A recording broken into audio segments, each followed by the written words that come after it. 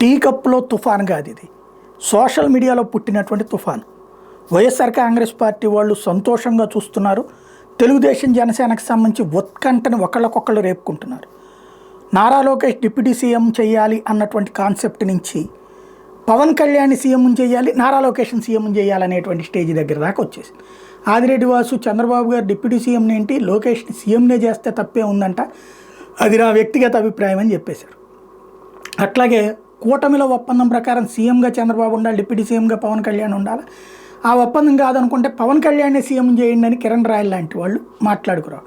ఇక్కడ సమస్య ఏంటంటే పవన్ కళ్యాణ్ దూకుడు పెరగడం అన్నటువంటిది ఇటు వైఎస్ఆర్ కాంగ్రెస్ పార్టీ వాళ్ళకు ఒక ఆవేదన అయితే, భవిష్యత్తులో తమ నాయకుడికి గట్టి పోటీదారు అవుతాడని తెలుగుదేశం పార్టీలో డామినేట్ చేస్తున్నాడు అన్నటువంటి భయం పెరుగుతుంది. అలాగని తగ్గి ఉండమంటే తగ్గి ఉండే రకం కాదు పవన్ కళ్యాణ్, నేలకేసి కొడితే మరింత దూకుడుగా వెళ్ళేటటువంటి రకం. కాబట్టి పవన్ కళ్యాణ్ ఈ దశలో కంట్రోల్ చేయాలంటే లోకేష్ని పెంచాలి అన్నటువంటిది వాళ్ళ ఉద్దేశం. లోకేష్ని పెంచడం అంటే పవన్ కళ్యాణ్ కూడా పెంచండి, ఇక్కడ సమఉజ్జి మా పవన్ కళ్యాణ్ చంద్రబాబుతో సమఉజ్జి మాత్రమే అన్నటువంటిది వీళ్ళ ఉద్దేశం. రాబోయే రోజుల్లో ఇది కార్యకర్తలు పుట్టిస్తున్నటువంటి నిప్పుని ఆర్పుతారా నాయకులు లేదా ఎగదోస్తారా చూడాల్సి ఉంది.